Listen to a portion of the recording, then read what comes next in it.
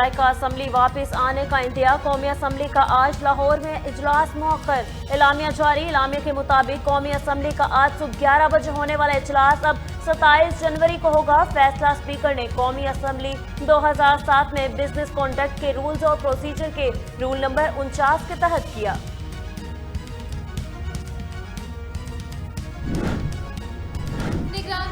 पंजाब की तकर्री PTI और मुस्लिम league नून की जानिब से तीन नाम पेश। पाकिस्तान तहरीक-ए-इंसाफ ने कमेटी के लिए राजा बशारत, मियां असलम इकबाल और हाशिम जवाब बख्श, जबकि मुस्लिम लीग नून ने मलिक अहमद खान, मलिक नदीम कामरान और पीपल्स पार्टी के सैयद हसन मुर्तजा के नाम फाइनल किए। पार्लिमानी कमेटी 3 रोज में निगरान वजीर आला के नाम पर इत्तफाक राय पैदा करने की कोशिश करे।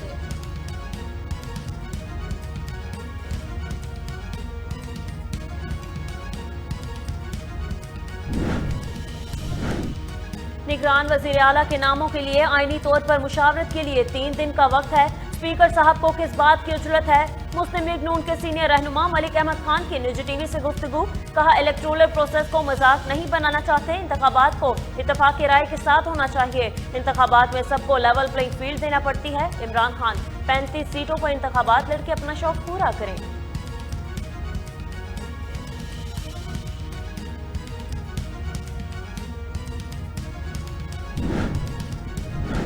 चीफ इलेक्शन कमीशन का लगाया गया निगरान वजीर आला चलने नहीं देंगे। वजीर आला पंजाब परवेज इलाही का अदालत से रजू का ऐलान। बोले, हम इलेक्शन कमीशन की सोच और बदनीयती जानते हैं। ये रोज इमरान खान के खिलाफ केस कर रहा है।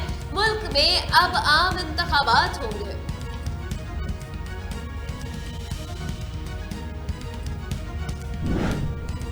जमात इस्लामी का रीकाउंटिंग के अमल पर अदम एतमाद। अमीर जमात इस्लामी कराची हाफिज नईमुर रहमान ने कहा कि बल्दियाती इलेक्शन में पोस्ट पोल धांधली हुई। पीपल्स पार्टी दोबारा गिनती के नाम पर धांधली करना चाहती है। अब जहां रिकाउंटिंग होती है वहां थैले और सेल्स खुली हुई मिलती हैं।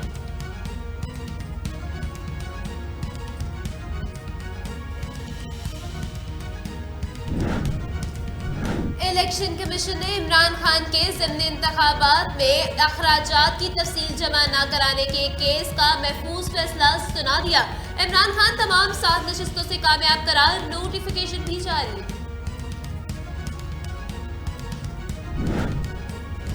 इमरान खान ने पूरा तोशाखाना चोरी करके बेच दिया। अब मुल्क को दिवालिया करने की मुहिम चला रहा है। वफाकी वजीर दाखिला राना सनाउल्लाह ने लंदन में मीडिया से गुफ्तगू में इमरान खान को आड़े हाथों ले लिया। बोले, इमरान खान के करतूत सामने आ गए। इसने इदारों को ब्लैकमेल किया और झूठे मुकदमात बनाए। इसकी जल्द गिरफ्तारी होनी चाहिए।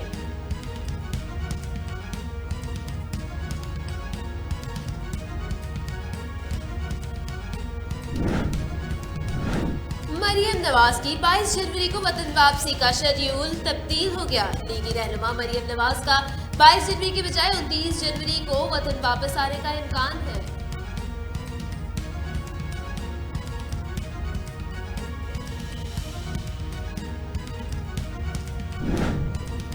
पीपल्स पार्टी का जमात इस्लामी को सब्र का मशवरा। सूबाई वजीर सईद गनी ने कहा कि हाफिज नईम का रवैया मुनासिब नहीं। खातून रेडरिंग ऑफिसर से बदतमीजी हुई। वो हमने धांधली करनी होती तो टारगेट करके नंबर हासिल करते। साबिक वजीर खजाना शौकत तरीन का एक बार फिर मुआशी हालात पर तशवीश का इजहार। बोले, महंगाई की शरह बुलंद तरीन है। मुल्क में पैसे आ नहीं जा रहे हैं। कारोबार बंद हो चुके हैं।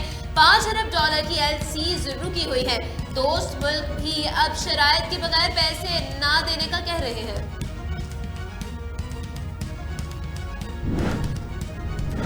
पाकिस्तान को बेहतर मुआशी पोजीशन पर देखना चाहते हैं। जहां मुमकिन हो पाकिस्तान की सपोर्ट करते हैं। तर्जुमान अमरीकी महकमा खारजा नेड प्राइस की वाशिंगटन में प्रेस कॉन्फ्रेंस। कहा, पाकिस्तान के साथ तकनीकी नकात पर बातचीत हुई। वजारत खारजा, खजाना, व्हाइट हाउस और दीगर भी पाकिस्तान की मैक्रो इकनॉमिक इस्तेहकाम पर बात करते हैं।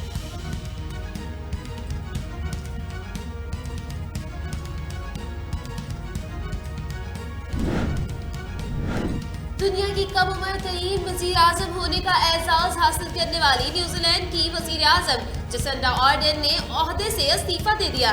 पैगाम जारी। बोली, मैंने गौर किया था कि मेरे पास वज़ीर आज़म का मनसब जारी रखने की तवानाई मौजूद है, लेकिन अब इस नतीजे पर पहुंची हूँ कि ऐसा नहीं है। ऐसे हालात में मेरा अपनी पोजीशन पर काम रखना न्यूजीलैंड के हक में नुकसानदेह हो सकता है।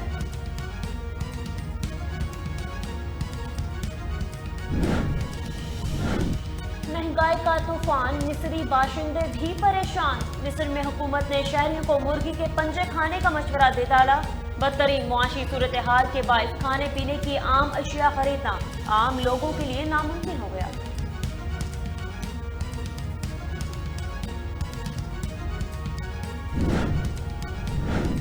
और अमेरिका में टेक्नोलॉजी के शोबे में आने वाली मुआशी बदहाली ने कंपनियों को कटौतियों पर मजबूर कर डाला। माइक्रोसॉफ्ट ने भी माली साल 2023 की तीसरी सहमाही के इख्तिताम पर 10,000 मुलाजमतों में कटौती करने का फैसला कर लिया है।